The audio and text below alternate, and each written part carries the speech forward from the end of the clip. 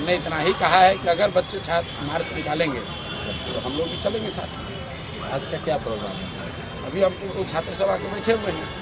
हमने उनको बोला है कि भाई मार्च में निकालने से पहले प्रशासन को लिख के आप फिर से दीजिए एक बार कि कोई सरकार कोई ग्रुप बना दे तो अक्सर कुछ मामला निपटा लीजिए। काहे की सब झगड़ा लड़ाई रोड पे कर रहे हैं। सर का जो है मतलब हमने आज भी उनको बुलाकर समझाया है। अभी लड़के ही बैठे हुए हैं।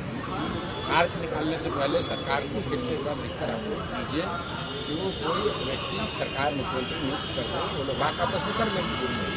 बात करने के बाद अगर मामला उनका ठीक सेटल हो जाता है क्यों मार्च निकालना, क्यों लड़ाई झगड़ा लॉ एंड ऑर्डर क्रिएट करना। सरकार लोग बार बार देखिए कितना हल्ला गाँव शुरू कर दिया। हम लोग 9 दिन से बैठे हैं, कोई नहीं पूछ रहा भैया। हमने उनको शांत करने के लिए कहा है कि जब भी आप मार्च निकालिएगा हम आपके साथ चलेंगे। वो मार्च निकालते हैं नहीं निकालते हैं ये प्योरली उनके और सरकार के बीच का मामला है। अगर मार्च निकालता है सर इसकी विधिवत जानकारी दी जाए प्रशासन को दिया जाएगा। हम लोग तो परमिशन लेके जाएंगे। हाँ नहीं तो सर थोड़ा सा हम लोग को भी आप अरेस्ट कर दीजिए। अरेस्ट अनलॉफुल होने के बाद डिसीजन लेना नहीं, देखिए अनलॉफुल का तो कोई सवाल ही नहीं। हम 2 साल पता चला है ऐसा है 2 साल से हम लोग पैदल चल रहे हैं। आज तक ऐसा हो ही नहीं सकता है कि हमारे साथ कोई व्यक्ति अनलॉफुल काम करके अगर गलती से कोई लड़का उत्साह को कर देना गलत। इसलिए हमने कल घोषणा करने के बाद आज अभी वैभवगिरी लॉयर हैं यहाँ के सबसे बड़े, उनको बुलाया है। सब आइए सब लोग हैं कि भाई आप लोग निश्चित रहिए, आपका भी काम यही कर रहे हैं। आप लोग अपना काम नहीं कर पा रहे हैं, लेकिन जो हमने देखा कि कहीं लोग भी बिहार के हैं और आप भी बिहार के हैं। जस्ट बिकॉज आप जॉब में हैं इसका मतलब ये थोड़ी कि आप लाठी चला दिए किसी पर। आप भी तो वही परीक्षा पास करके आए हैं। आपके बाल बच्चे भाई आपके घर के भी लोग तो हैं। किसी पर आपका काम है लाठी चलाना। कल हमारे साथ यहाँ 7-8 IAS अफसर लोग बैठे हुए रिटायर्ड। हम लोग कभी कितना बार लाठी आप लोग चलवाए हैं सर? इसमें कभी नहीं चलवाए हैं। गंगा उंगा में चलवाते हैं। कोई लाठी क्यों चलाना चाहिए? ये सरकार की जो छवि बन गई है कि भगवंगा पर कोई आएगा उसको आप लोग लाठी मारिएगा। आंगनबाड़ी वर्कर आके तो अरे यही रसोईया आया, वही सरपंच आया, वही शिक्षक आया, तो वही। अरे तो पुलिस स्टेट थोड़ी ना है। और अगर है तो फिर तैयार लीजिए आप लोग, लगाइए लाठी। ऐसा इतना ही कहना था सर अगर निकालेंगे जुलूस तो इसकी सूचना हम लोगों को। हम जुलूस नहीं निकालेंगे, हम आपको बता दें। हम लोग मुख्यमंत्री को लिख रहे हैं बस जो छात्रों का डिमांड है कहीं किसी कमेटी बना दीजिए, उनसे मिल लीजिए। बेटर है सर। अगर इसके बावजूद वो नहीं मिलते तो भी हम लोग प्रायर इंटीमेशन 2 दिन का देंगे कि यहाँ से यहाँ हम लोग आएंगे आपसे मिलेंगे। और हम BPSC ना जाएंगे, हम जाएंगे आपके मुख्यमंत्री के यहाँ। हम अन्य मार्ग जाएंगे। आज का कार्यक्रम है ये सर। अभी तक होगा कभी आपको ऐसा नहीं है कि हम उसको कोई लॉ एंड ऑर्डर क्रिएट करें, ऐसी बात नहीं। घर पे पुलिस नहीं आई है। वहाँ वो पुलिस प्रशासन का अपना काम है। वो लोग ये बताने आए थे कि अगर मैं मार्च में जा रहा हूँ तो उनको सूचना होना चाहिए। प्रशासन अपना काम कर रहा है, हम लोग अपना काम कर रहे हैं। मुख्य बात यह है कि बिहार में पिछले कुछ समय से 1-2 सालों में लोकतंत्र को लाठी तंत्र में धीरे धीरे बदल दिया गया है। समाज का कोई भी वर्ग, चाहे वो आंगनवाड़ी सेविका हो, रसोईया हो, सरपंच हो, मुखिया हो, शिक्षक हो, जो भी वर्ग यहाँ पटना में सरकार से अपनी बात को रखने आता है तो एक तरीका बन गया है कि उसको लाठी से मारो, धरना प्रदर्शन जो भी करने आ रहा है। मुझे लग रहा है कि ये लोकतंत्र के लिए ठीक नहीं है। छात्रों की क्या डिमांड है, सही है गलत है, वो बहस का मुद्दा हो सकता है। सरकार को ये चाहिए कि कोई कमेटी बना ले।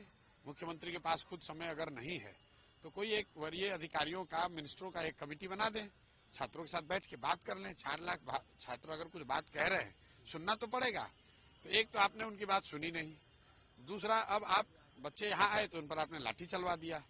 उसके विरोध में हम लोग गए थे और उसके विरोध में खड़े हैं। सिर्फ बात छात्रों की नहीं है, समाज का कोई भी वर्ग अगर आकर लोकतांत्रिक तरीके से अपनी बात कह रहा है तो आप उसको लाठी से क्यों मार रहे हैं? आप बात उसकी सुनना चाहते हैं, सुनिए। उसकी बात वो का खंडन करना चाहते हैं, खंडन कीजिए। लाठी से मारने से तो लोकतंत्र नहीं चल सकता है। मार्च निकालने की आपने बात की थी, आज जाएंगे आप? नहीं, मार्च निकालने की हमने बात नहीं कही है। हमने बात ये कही है कि छात्र मार्च अगर निकालेंगे तो उनके साथ मैं खड़ा रहूंगा, उनमें सबसे आगे चलूंगा। मैं देखना चाहता हूं कि पुलिस और प्रशासन यहाँ कितना लाठी चला सकते हैं। क्योंकि आप कोई छात्र आता है उसको आपने लाठी से मार दिया, ये तो कोई तरीका नहीं हुआ। अगर परीक्षा को लेकर कोई गलती हुई नहीं है तो फिर 12,000 बच्चों के लिए री एग्जामिनेशन क्यों हो रहा है?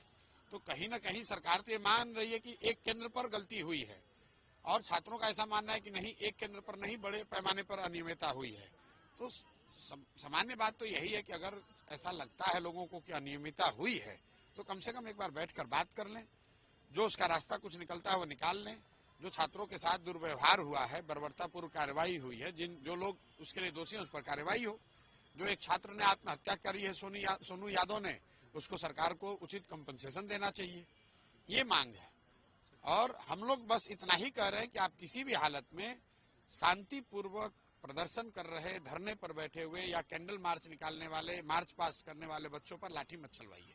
और अगर आप लाठी चलवाएंगे तो जब छात्र निकलेंगे तो हम लोग भी जनसुराज से, प्रशांत किशोर या जनसुराज के हमारे साथी भी उनके साथ खड़े होंगे। इतनी सी बात है। स्टूडेंट्स का कहना है कि इस प्रोटेस्ट में अब हमें कोई एजुकेटर और पॉलिटिकल पार्टी के लोगों की जरूरत नहीं है। कैसे देखते हैं, क्या इसे पॉलिटिकली थोड़ा सा नहीं भाई, किया जा रहा है?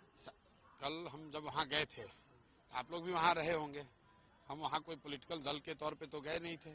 हमने छात्रों को भी कहा है कि आप लोग सरकार को अल्टीमेटम दे दीजिए, 3 दिन का समय दे दीजिए। और आज भी जब मेरे से छात्र मिलने आए हैं तो हम लोग यही कह रहे हैं कि आप लोग एक कमेटी बनाकर सरकार से मिलिए। लेकिन छात्रों का ये कहना है कि पिछले 15-20 दिनों से वो लोग 10 दिनों से सरकार से मिलने का वो हर संभव प्रयास उन्होंने करके देख लिया।